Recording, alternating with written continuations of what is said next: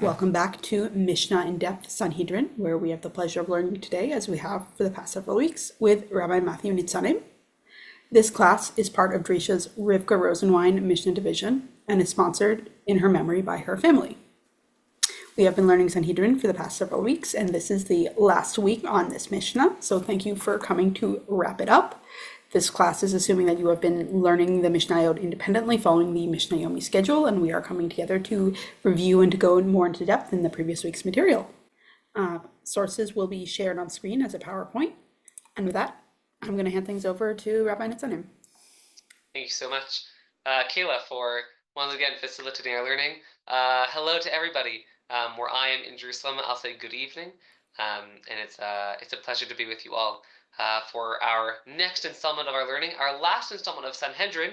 Though next week we'll actually sort of round the corner on Sanhedrin and do some learning of Makkot together. Sanhedrin and Makkot. The Rambam claims that Sanhedrin and Makkot were originally one Masechet that just got sliced apart at some point in printing. There's some debate whether this is really the case, but in any event, their themes go together, so it's fitting that we're going to continue after Sanhedrin into Makkot, but for now, we have our 2 feet planted into Sanhedrin. I'm excited to be doing this learning together with you, and this is quite a moment in any number of ways for anybody who's here learning, whether you're based in Israel or the US or really anywhere else in the world. Just a moment, and may our study of Torah together serve as a tefillah as well, that we should have only good tidings this weekend and moving forwards. Okay, and with that, we are going ahead into our study of Sanhedrin, the Mishnah that we saw this week. I think some exciting material. Let me share this screen over here, and I'll just ask if I can get confirmation that you can see the slides. Okay, I see those thumbs. All right, and here we are, shiur number 5 in Mishnah Sanhedrin. Here we go. A review of what we're going to address today. We have ballpark an hour. Depending on your involvement, we'll adjust the time accordingly. But we actually have a lot of really interesting material to look at that arose from the Mishnah that we learned this past week. Our 3 primary areas of focus will be the Mishnah's approach to self-defense. How do we think about that halachically, philosophically, and so on? As an extension of that is a discussion around abortion, which the Gemara discusses in our parak as an extension of the discussion of self-defense. And finally, some talk about the world to come. Where we were introduced to parak chelek, the discussion in the Mishnah about how everyone has a piece in the world to come except for some of our best friends. So what is that parak talking about, and what's it doing here? What is it doing in Masechet Sanhedrin somewhere near the end? So we'll talk about those 3 things as we go ahead. All right, here we go. This first part I want to give credit where it's due, is sort of taken heavily from an article written in 2013 by, at the time, I think, just Shlomo Zukir, and now we can call him Rabbi Dr. Shlomo Zukir, a halachic philosophic account of justified self-defense. And so I want to talk a little bit about how we think about self-defense as a moral issue, and to use that as a lens for how we explore the Mishnah's treatment of self-defense. So Zukir does sort of an overview of some of the contemporary applied ethics writing on questions of self-defense. Right in or starting around the mid 20th century, there's a pivot in much of what we'll call Anglo academic philosophy, primarily in the US, but some of this happens in the UK as well, certainly in Australia, to really focus on applied issues in ethics. How can we work out philosophically, not just sort of really theoretical issues about the nature of being and language and so on, but to really sort of piece through our moral intuitions and how they fit into coherent philosophical systems, or to what degree they do. And so there's a lot of writing that's done on all sorts of issues, including self-defense. And so he does a pretty good review of the literature on self-defense and tries to tease out sort of 3 general approaches to how we might justify self-defense. Right now, we saw self-defense. What are the I would say, two cases of self-defense that show up in the Mishnah. If anyone wants to try to share those from the Mishnah that we saw this week. Yeah, Andrew. I think one of them is when someone is coming in to steal your stuff, right? Yeah, so that was the case that's called Baba Machteret, someone Yeah. who's sneaking their way into your house and is going to take your stuff. And there is the Torah states that there is the right to kill that person. We have to flesh out why exactly that is, what that means, but that's at least that's certainly one. And the other, which shows up afterwards, after the case of Baba Machteret, is the more general case, which we might call, the Mishnah calls Matzilin benafshan, to save by way of their lives. The primary case there being what we refer to in later writing as a rodef, right? Someone who is trying to kill someone. So, right, if A is trying to kill B, there is justification for killing A in order to save B, which is a little bit different in the case of the Baba Machteret. In the Baba Machteret, right, A is coming to steal stuff from B. B is allowed to kill A in self-defense, and then the question becomes, well, why? What did A do to deserve being killed? Okay, so those are the two cases of the Mishnah. We're going to have to piece through what they are. And so Zucker says, well, in the philosophical literature, we can come with sort of three general accounts to how we might consider self-defense. The first, he says, drawing from the contemporary literature, is utility. Right? The argument would be that generally speaking, in terms of like net goodness for the world, so killing people, bad, right? But here we have, in a case of self-defense, right, where A is threatening to kill B, and whether B has the right to kill A. So the argument would be that here, one life is going to go either way. So we're saying, well, which life would be better to save? And our presumption is, well, under normal circumstances, if we're going to save one life, let's save the life of the one who wasn't out there to just wantonly kill someone. And so between the pursuer and the pursued, the life of the pursued is probably of greater value. So let's keep it that way. The primary weakness to that argument is that it's not necessarily the case, right? What if we're really talking about utility, about which life has greater value? Well, we could imagine a scenario in which someone who's doing the pursuing is of great value to humanity. I don't know, they run some major organization, or they're a doctor, or whatever. They're doing some good stuff, and the person being pursued is offering nothing to society. And who's to say that utility weighs out? So it's not necessarily the case that utility argument will lead us to the conclusion that the pursued can justify killing the pursuer. So that's the utility argument. The next he suggests is the right to life. Right? If we're going to use rights language, the presumption is that all people have a right to life. And if I have a right to life, then I have a right to do that which I need to do in order to save my life, even if it means killing someone else. The problem being, well, if I have a right to life, doesn't the pursuer also have a right to life? Right? We should be even here. For this one to work, we then have to say that the person who has engaged in pursuing has forfeited the right to life. We have to presume that rights can be forfeited, and the person who has gone out to try to kill someone has forfeited their own right to life, and therefore that right has been lost. Okay, it works. It's a little tricky.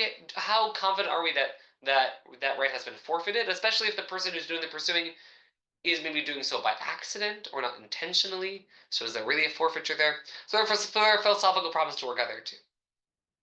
The last argument is what's called personal partiality. Personal partiality would mean that no, it's not that necessarily that the one pursuing has lost their right to life, or that their life is of lesser value.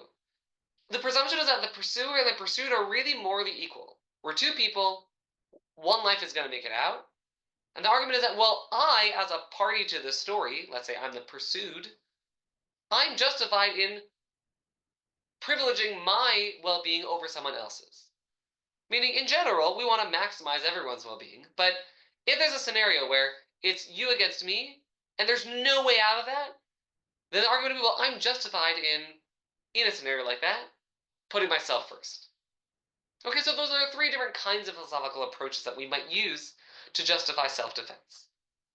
Now, what's interesting is that Zucker is going to try to argue that the Baba Machteret and the Rodef actually use different versions of the defense to the argument for self-defense.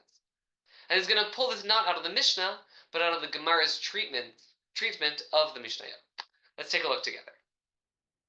Here on the right, we have the Gemara's discussion of the Baba Machteret. And on the left, we have the Gemara's discussion of the Rodef. And what we're going to try to do is figure out can we sort of tease out from the Gemara which moral argument for self-defense is being used in each one of these Talmudic discussions. Okay? Here we go. Let's start with the Baba Machteret. We're on the right side of the screen. From the Gemara discusses our Mishnah.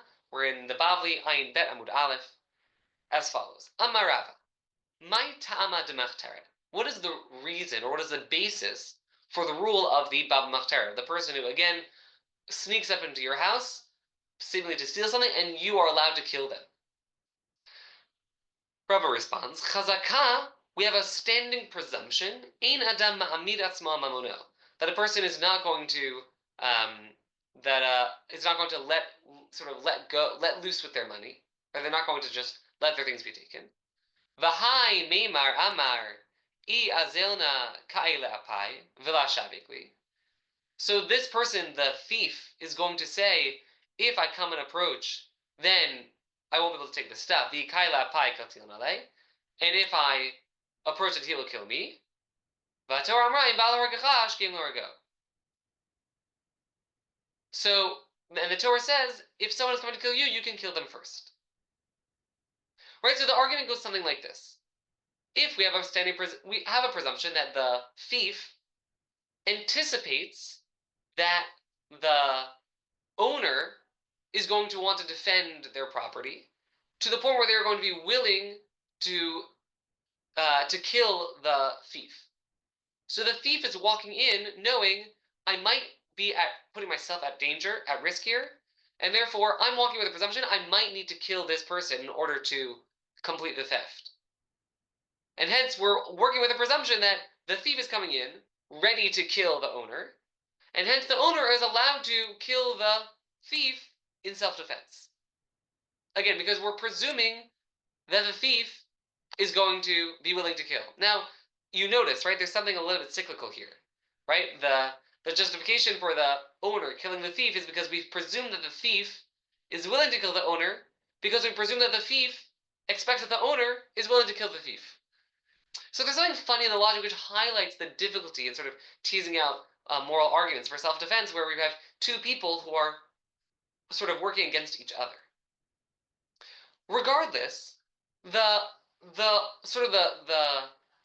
moral thrust of the line of reasoning here seems to be that final line. HaTorah Amra, the Torah states, Im ba lo hargecha, if someone comes to kill you, hashkem lo hargo, you go kill them. How might we frame that into one of the sort of three accounts that we had from before? I'll even put them up here so we can see them. Does that match up with one of these three sort of moral accounts?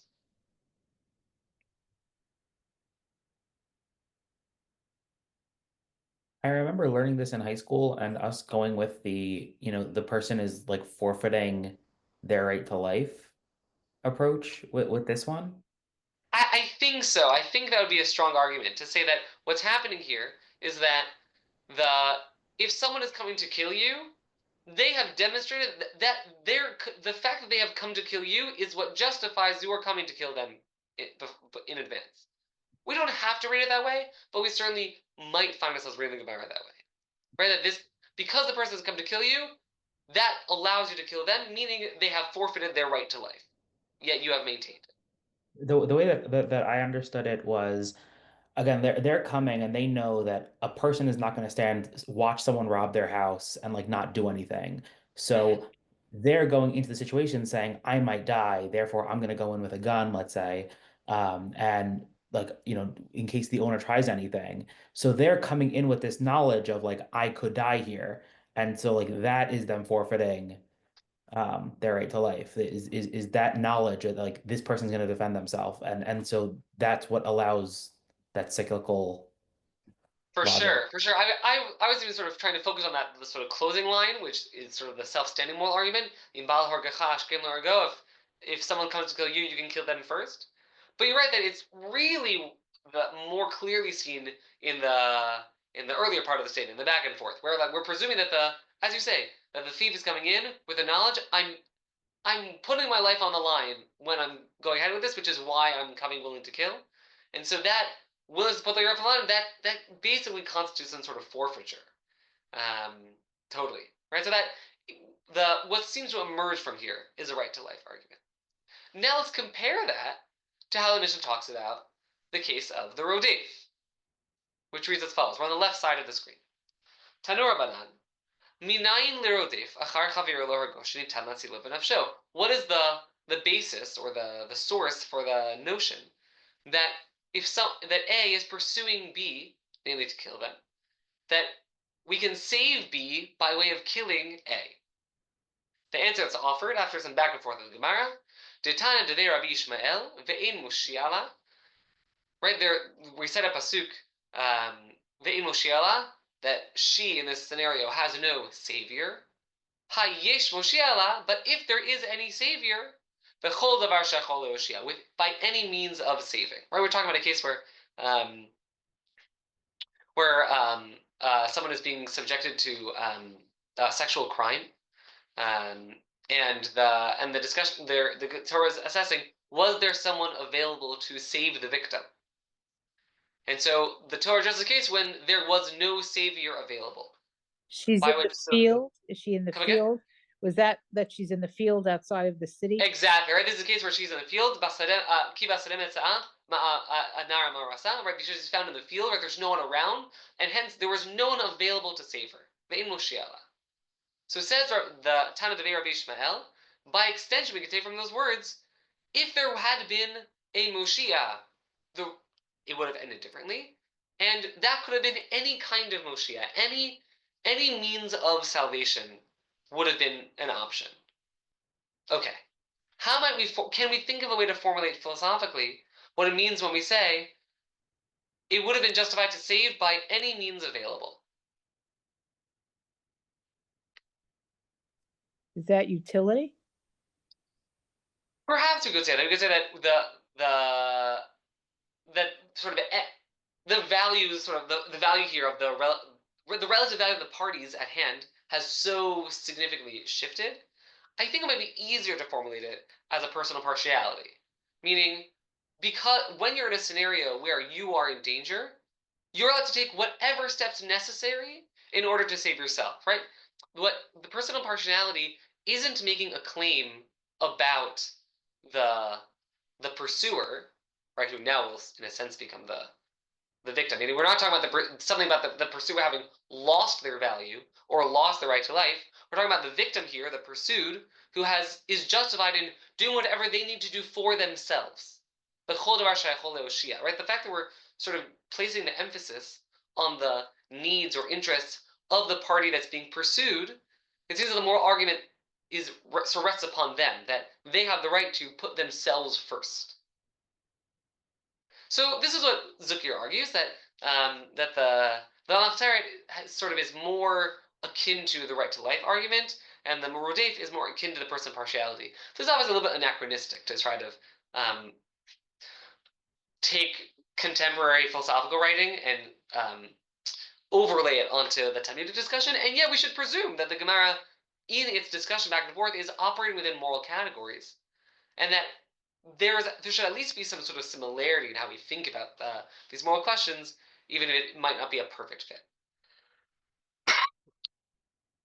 Now, why it matters to piece through this question or which kind of moral argument we use, is because there might be puzzle cases, or in traditional state we'll call those nafka mina, right? There might be cases where it may actually matter which version or which approach to self-defense we've adopted.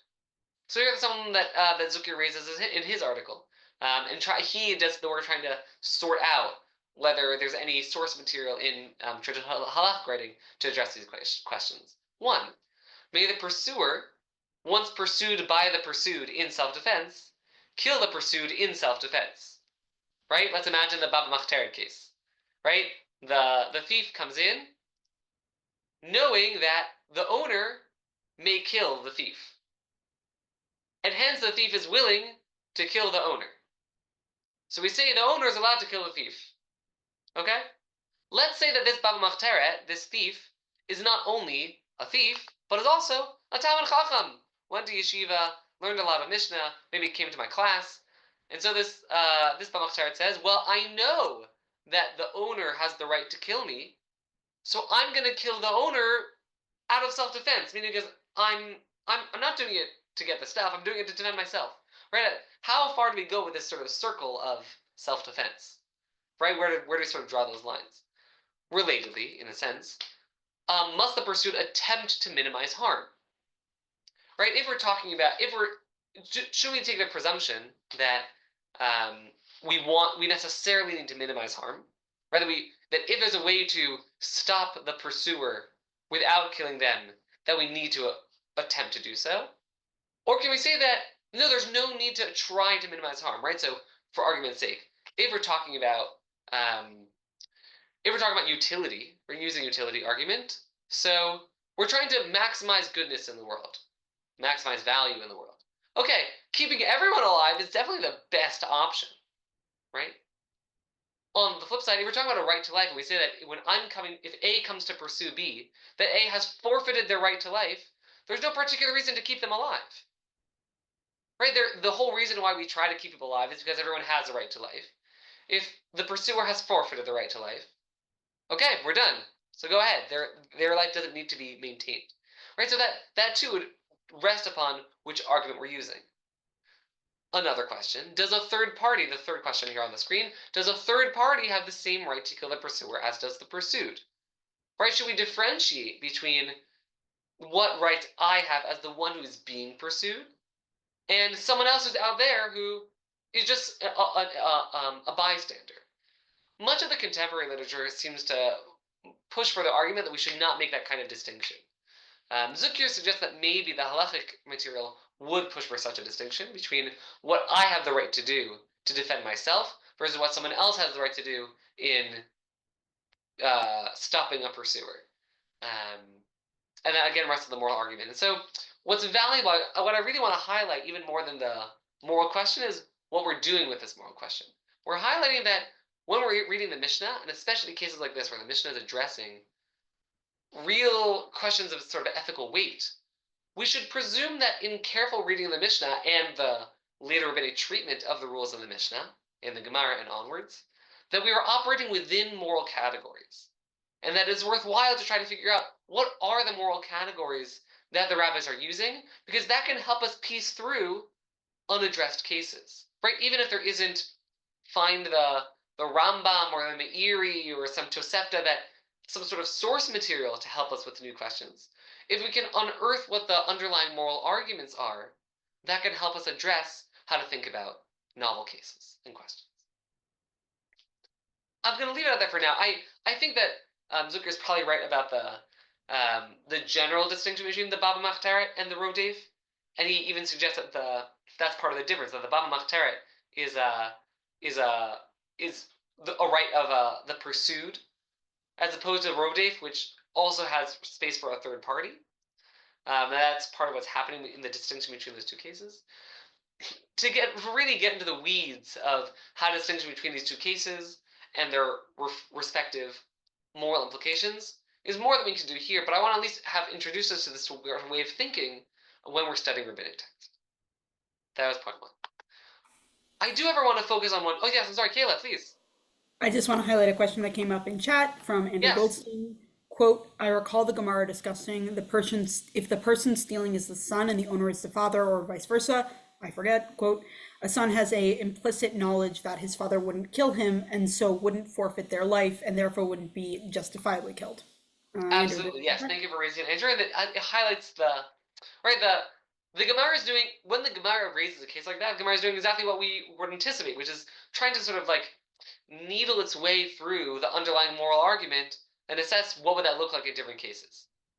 You want to say more about that? I think there's also in Tanakh, I believe there's I don't know if I forget if it's Avner or I think it's Yoav who is brought to task when a Sahel is chasing him, that he kills a Sahel, and there's an understanding that being this general, he should have been able to just incapacitate him and not done a death blow, even though he was himself being chased like someone trying to kill him. and he's brought to task for that, if I remember correctly there too. Yeah, so as I recall, Zukir tries to address that case where he says that's because it's a case of Rodef as opposed to Baba Machteret, where he claims that in the general case of Rodef, we're talking about in a case of Rodef, we presume that we should minimize harm whenever possible, and in Baba Machteret, we're not trying to minimize harm. He tries to make that distinction. It's a good question whether it really works. Yeah, exactly. Okay, well, the particular case I want to take a moment to focus on more carefully, I suspect that Bezrat Hashem, few of us find ourselves in real life scenarios all that often of Baba Machteret or Rodef, where lives are really on the line. Maybe people have experienced such things, but hopefully it is, at the very least, extremely rare that we find ourselves in those sorts of scenarios, which makes a lot of this kind of morally interesting, but not unbelievably relevant for most of our lives. But there is a case of Rodef that in some ways we might say comes up often, and that's because there's a question as to whether, or in what way, the category of Rodef is relevant to the question of abortion within halacha. And the reason for that is because of a Gemara that appears here in Masechet Sanhedrin as a discussion of our Mishnah about the Rodef. And so this is an extension of the Mishnah as discussed in the Gemara. So let's look at this Gemara together, the top source. We'll get to the Rambam in a little bit. The Gemara writes as follows. Eitive Rav Chisda Rav Huna. So Rav Chisda asks this question to Rav Huna. Rav Chisda only quotes the end of the Mishnah, but I brought the whole thing so we can see it together. Now this is a Mishnah that appears in Masechet Ahalot, which reads as follows. Ha'isha shehi maksha leleid. A woman who is having difficulty birthing, and we're presuming that she's having difficulty birthing to the point where her life is in danger, presumably because of excessive bleeding. Mechatchin et havlad b'me'ah. The fetus is dismembered, it's cut up within the womb. Umutzi'in oto evarim avarim, and is then removed piecemeal. Mipnei shechayaha kodmin lechayav, because her life takes precedence over his. His is a funny term because we don't know if the ubar is male or female. But we'll use the masculine language like the Mishnah if for no other reason to help us distinguish between the mother and the fetus. So the presumption is that the life of the mother takes precedence, even at the point of in the midst of childbirth, right, in active labor, right. So this already is a really sort of shocking point where, again, in contemporary writing about abortion, there's questions about how do we think about, after first trimester, after the point of viability, which is around 20 weeks, and here it seems where's the presumption that abortion is permitted at the point of active labor when the mother's life is in danger. Now we continue in the Mishnah. Yatzar Rosho, once the head has come out, the head of the fetus, Ein Nog'in Bo, you can't touch it. By which I mean you can touch the baby. You can no longer cause harm to the baby in order to save the life of the mother. Lefi she'ein dochin nefesh mipnei nefesh, because we can't push away one life in favor of another. Meaning, it seems to be that we're saying that prior to the point where the head has come out, the mother's life takes precedent over the fetus's life, because there's something lesser about the life of the fetus. But once the head has come out, once birthing has actually happened, then both of them are alive, both of them are at risk, and it's not our right to choose which life takes precedence over the other, because we have to let nature take its course and leave it at that. Okay, that's the claim of the Mishnah. There's a lot that we could do just sort of unpacking the Mishnah itself, but I want to focus on the Gemara's discussion of the Mishnah. The story of Chisda asks this question: Ve'amai, why is that the case? Rodefhu, isn't the fetus a rodef, a pursuer? Meaning, it is the fetus who is putting the mother at risk. That should be a case of rodef. And in a case of rodef, you're justified in taking the life of the rodef in order to save the victim. So why do we not say that here? To which the Gemara answers, Rav Huna answers, Shai Mihasam, it's different in this case, de mishemaya karad fila, because it is from the heavens that she is being pursued. What does it mean, from the heavens she is being pursued? What do we think that means? In what way is the Mother being pursued by the heavens? The baby isn't necessarily the one doing it. It's, this is like a din mishamayim that like something's going on there. There we go. It's bidei shamayim, right? It's happening by way of the heavens, by way of nature. Hashem. What's that? HaKadosh Baruch Hu misabev es ha'olam. Exactly, right? It's not the fetus isn't doing anything. The fetus is just there's a natural occurrence that's happening here that does not subject the fetus to the status of rodef. The fetus is just being born, and so we say these two lives are they are entangled, they're endangering each other. We're just going to let it go. We're not going to take a side, and we can't say that one is a rodef against the other. Okay, so it sounds like from the Mishnah, and the Gemara's reading of the Mishnah, as follows: if a woman is giving birth, the head has not yet come out, and she is in danger, we're justified in taking the life of the child, of the fetus, in order to save the mother. That prior to birth, the fetus is somehow of lesser status. Once the head has come out, the two lives are even because neither of them is a rodef. Right? So based on the Gemara, is there any case in which we would say that the category of rodef is relevant to thinking about abortion?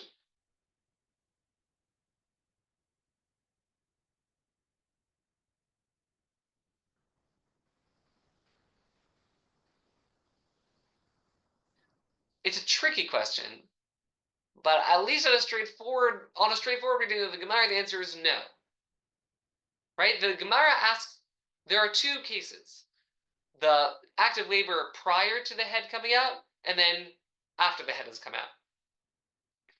In the first, we say the fetus can be aborted. That's allowed.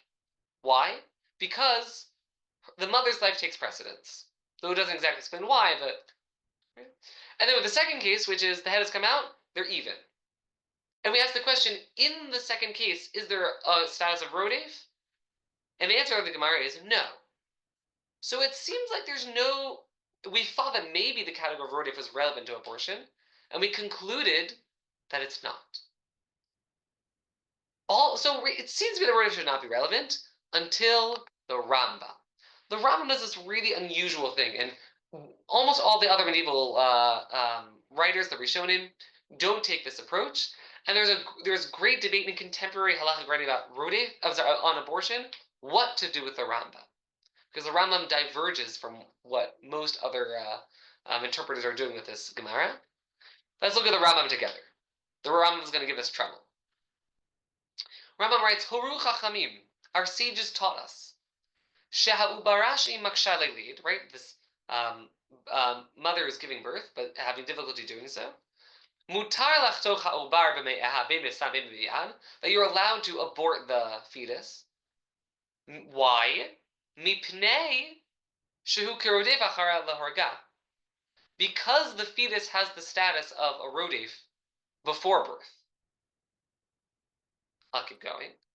V'im misha utzirosho, but if the danger is identified only once the head has come out, ein enok inbo, we don't harm the fetus, the baby at that point. She'ein dochi nefesh b'pnei nefesh, we can't choose one life over another. V'zo tiv'o shel olam, this is the nature of the world. So the tiv'o shel olam, the nature of the world, seems to be Rambam's reformulation of the claim of the Gemara, dimishemaya karad fila, that she is being pursued by the heavens, by the natural course of events.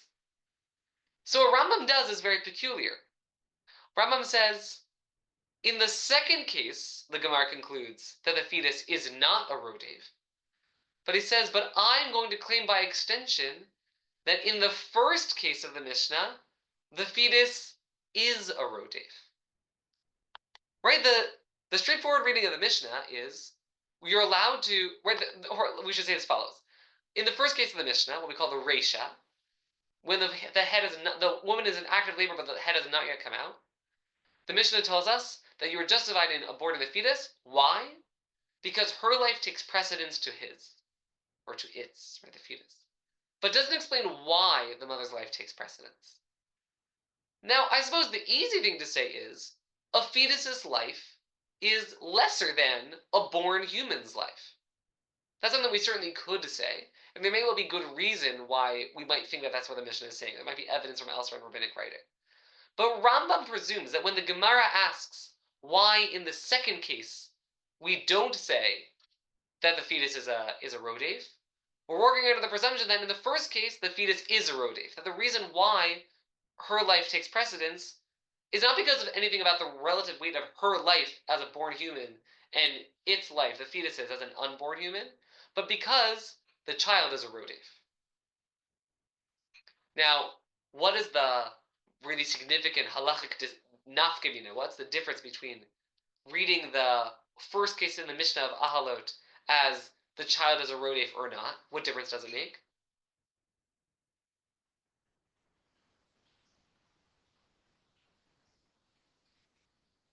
I think that if it's a rodef, then you don't necessarily need to have this conversation about life versus a life. You can be like more lenient about what do you want to say, aborting or killing based on what stage it is. That you can be more quote unquote lenient about doing that because it's considered to be a rodef, which puts it in that kind of category, as opposed to if you were saying that it wasn't, and then you have to have this again, life versus life justification. Oh, that's really interesting what you're saying. That's really, really interesting what you're saying, right? That a rodef, it's not hard to justify killing a rodef. And so, as long as the fetus is a rodef, there we go, blanket permission. But if we're going to start talking about the relative weight or value of life of the mother, life of the fetus, we might run into some thorny territory. What's interesting is that the Mishnah seems to presume that under all circumstances, until the head is out, the mother's life takes precedence, and so that it isn't so thorny. And we have to assess what would be adding in. The truth is that in much of halachic writing, the opposite presumption is made. That on this sort of, again, the straightforward reading of the Mishnah, the reason why a fetus may be aborted is because a fetus is not a full-fledged human until its head is out in the world. Until yatzala avir ha'olam. It's out in the air of the world. Until then, its status is lesser than a full-fledged human.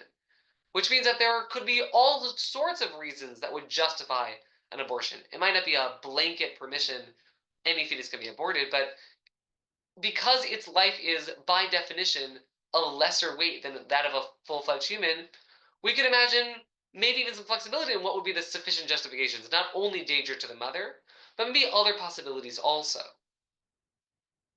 But if we say the justification is only because the fetus is a rodef, is a pursuer, that means that the only possible justification for an abortion would be a tangible, identifiable threat to the life of the mother in the present.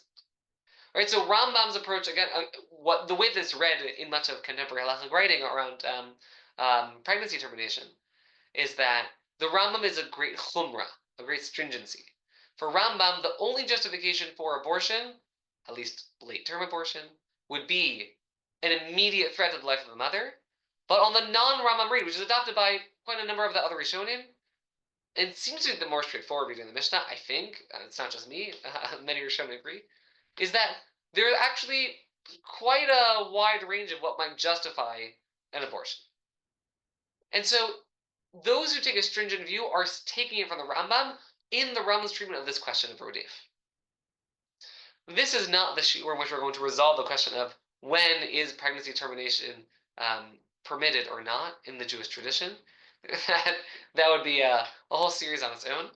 But it's certainly worth being familiar with this Rambam, and this Rambam in its reading of the Gemara about rodef, because it really colors a lot of the conversation amongst contemporary poskim. The Igrot Moshe and Rav Unterman, most of the people who take the stringent view do so on the basis of adopting Rambam's read of this Mishnah. And those who take a more lenient view, the Shevet HaLevi and the Tzitz Eliezer and others, do so by challenging or questioning either the authority of Rambam's read or the precision of the Rambam's read. Maybe is a Rambam misreading, or are we possibly even misreading the Rambam? As Rav Uziel suggests, that we're all misreading the Rambam. He didn't really mean to say rodef. It's a little hard exactly to pull that off, but that's his argument. So a lot of the argument around this contemporary issue really hinges upon this Rambam and its reading of this Gemara, just to have some familiarity. Okay, last questions, comments, concerns about this piece around pregnancy termination. Okay, so let's move on to talk about, we've had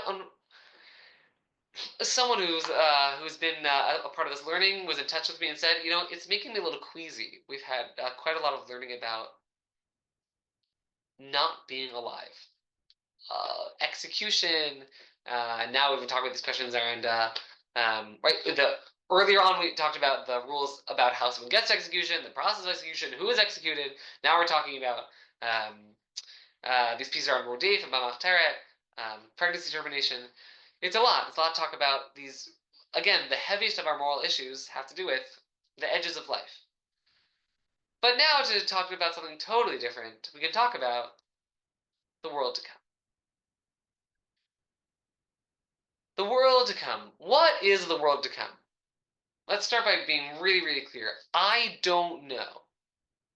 I'm going to make no claims to have certainty about the world to come, and I don't even know what the Mishnah means by the world to come, because the Mefarshei Mishnah, the commentators of Mishnah, are themselves kind of divided about what exactly we mean by the world to come. Not in two senses. Both of them just a very plain sense of which thing that is at times described as Olam Haba is being described in the Mishnah here. Namely, there are two categories we might be talking about. Is Olam Haba the experience that each individual person has following their life on earth? Or is it some sort of eschaton, like some end time that we all show up to later? Or are they interrelated? Let alone the question of, what do either of those things really mean? So I, as was commonly stated by Rabbi Yosef in his Tshuvot, well, we have no business trying to figure out the secrets, that which is beyond our comprehension. But I do want to talk about this Mishnah about Olam Haba, the world to come, maybe not in a deep theological or metaphysical way, but at a jurisprudential level. What does it mean for us in terms of how we think about the law? So let's read together. Kol Yisrael yesh lahem chelek la'olam haba. Everyone, every member of the Jewish people has a portion in the world to come. Right, the presumption is that since we're anyway talking about in Masechet Sanhedrin about various forms of punishment, so we're going to now address the question of the punishment of losing out on Olam Haba, and we're stating that everyone has a piece, even those people who were executed in the past 679, the past 4 prakim of the Mishnah, even they have a portion of the world to come. There's this verse that's cited, the entirety of the people is righteous. And then we're going to say, but there are some people who don't. So first, let's just make this very clear. Not everyone has a portion of the world to come. Meaning, when we say that every Jewish person has a piece of the world to come, a portion of the world to come, we mean everyone is by default entitled to a portion of the world to come. But apparently you can lose it if you do any number of things. So that's worth not losing sight of. Much of the parak, as hopefully you had the opportunity to see, discusses some historical cases.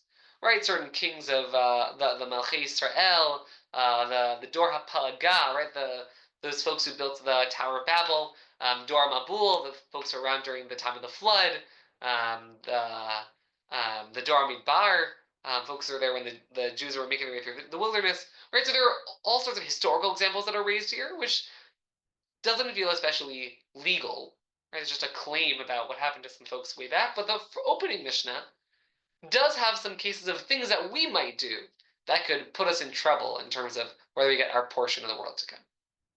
So what are the cases? What are the things that we could do other than, start a global flood or build a ziggurat to go contest the authority of God? Other than those things, what might we do that could compromise our entitlement to our portion of the world to come? All right. The elu she'ein lahem chelek olam haba. Here are the ones who lose out. 1. Ha'omer, one who says or claims, ein tchiat hametim min haTorah, that there's no resurrection of the dead stated in the Torah, meaning that the notion of the resurrection of the dead does not derive from the Torah itself. Or, Ve'ein Torah min hashamayim, that the Torah does not come from the heavens, or an epikoros. Epikoros is a funny term. We generally take that to mean some sort of heretic, maybe someone who denies the reality or the truth of God.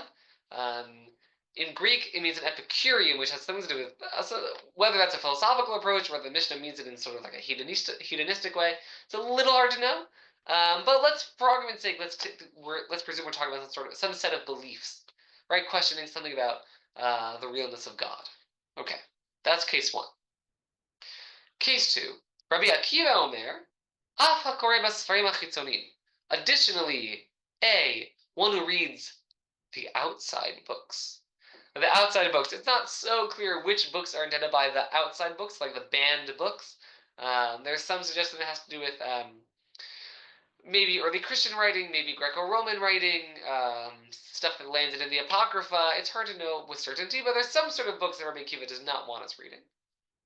And case B, one who whispers on a wound. Whispering on a wound, what we're presuming is that you have some sort of wound on your body, or maybe on someone else's body, and you're attempting to heal it by whispering incantations. And he offers an example, if you were looking for one, a verse from Sefer Shemot about God healing us. Number 3, Abba Shaul Omer, Abba Shaul adds one more case, Av hahoget Hashem ba'otiotav, one who recites the name of God by way of its letters, meaning the sort of utmost, most revered name of God, what we call the Tetragrammaton, spelled Yud, Hey, Vav, Hey. If you recite that name not the way that we generally pronounce it, we call Shem Adnut. For purposes of learning, we'll say the way that we generally pronounce it, namely Adonai. That is okay. But if you were to pronounce those letters, Yud, Hey, Vav, Hey, the way in which they would be pronounced as a word, that will lose your portion in the world to come. Do we see any sort of commonality between these examples? Like, this is the set of things that loses you heaven, paradise, whatever that means. Why did these things? What do they have in common? Can we think of anything?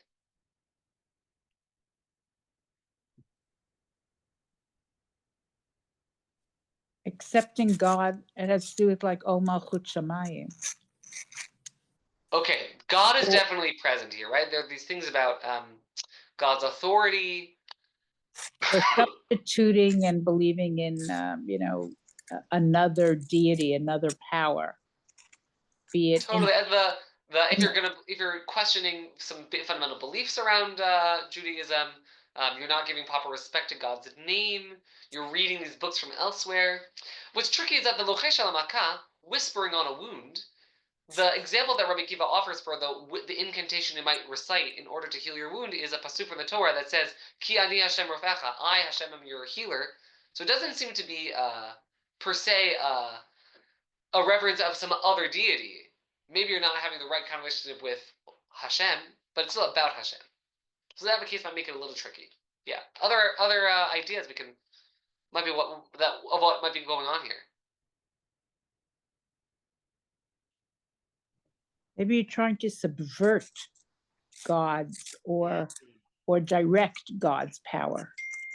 Okay. All right. So there's some sort of misconstrual, some sort of opposition to God's authority, right? When that could take the form of questioning fundamental beliefs around Torah, God, or whatever. That could be trying to force God's hand. That could even just be disrespecting God's name. But all these are behaviors that are an affront to God, to God's authority, to God's position. And that certainly seems like at least part of what's happening here, right? We're not talking about minor crimes. We're talking about some really fundamental misdoings in our relation to God. And that's what we lose it on our piece. But I want to note maybe another element of this story, which is that our first case is about beliefs. And we can't really catch you on your beliefs. We have no way of knowing what you think. Right? You could, if one could not believe that the Torah is from heaven, or that there's a resurrection, or whatever it is, And we'll never know. I once had a friend who tried to convince me back when I was in yeshiva that the only prohibition is, right, this was someone who was having a hard time with belief in the divine character of the Torah. Now that's a problem. If in theory, if you say that the Torah is not from heaven, then you lose your place in the world to come. So he said, no, but it only says ha'omer ein Torah min hashamayim. If you say the Torah isn't from heaven, then you're in trouble. So I just won't say it out loud. I'll just think it in my head. But if I don't say it, I'm good. Okay, crafty. But it seems to be that when we say ha'omer, we're talking about beliefs that you hold. Right? So the beliefs that you hold, we don't really have any. Certainly, maybe God has access to that, knowing what you believe and what you're thinking, but the court doesn't. The Beit Din doesn't know. It's just the kind of thing that isn't justiciable. It doesn't lend itself to a court case where we can assess what you believe. Rabbi Akiva's cases are a little bit different, though similarly, it might be hard. It's true, we could get witnesses to see what you've been reading, or maybe to have seen that you were whispering on a wound. And yet those are still the kinds of things that are probably done pretty quietly, that you could easily kind of talk your way out of, right? You were reading a book, you say, I had to look something up. I pulled the wrong one off the shelf. I was just looking it up because I had to understand something else that was in here. There are all sorts of ways that you could get around this concern around, are you reading the right books? And even the whispering on the wound. That's not what I said. You didn't hear me. It's the kind of thing which is not only about theology, but also the kinds of things that we can't really catch you on, because whether it's wrong depends a little bit on what exactly you said and what exactly you meant for what you did. Maybe the same with the name of God. The pronounced name of God one is very odd. And it could be that it doesn't fit into the same category that I'm trying to put forward here. Though it's entirely possible that what we're imagining is someone who is reciting the divine name to themselves, right? That we're not. If you were saying it out loud, like we just say, "Hey, stop," and then maybe we're referring to a case where, in your own personal prayer or devotion or whatever, you're reciting the name of God in its fullness. And so it's possible that all these cases are the kinds of things that are not only a major affront to God Almighty, but also the kinds of things that the court can't really catch you on. And that's where the threat of losing Olam Haba comes in. If this is the reading we'll adopt, then it highlights an important point about Masechet Sanhedrin, and about how we can think about law and halacha more broadly. There's sort of a major philosophical question, which has animated a lot of 20th and even 21st century philosophy of law. It has antecedents in earlier writing, but certainly more recently. Whether the normativity of law rests upon coercion. What do I mean by that? When we say that rules are rules, like things you have to do, what does it mean you have to follow a rule? But what is the normative power, right? But what is the sense in which it's something which you must do?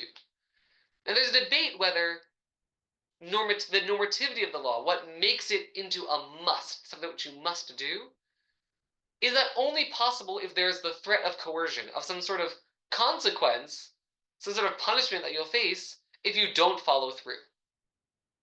In contemporary writing, a major defender of the notion that normativity of law does not rest upon coercion is H.L.A. Hart in The Concept of Law, still a major work studied in philosophy of law. As such, Frederick Schauer, a more recent author, though he builds on early writing, in The Force of Law, who really makes the argument that, yes, the only thing that can make law binding is if there's the threat of being punished for not following through. Right? If I tell you, please, please, please, buy apples.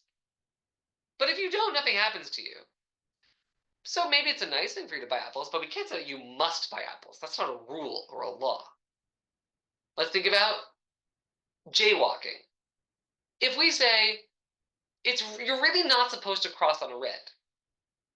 But if you do, nothing's going to happen to you. I mean, you might be in danger, but there's no punishment.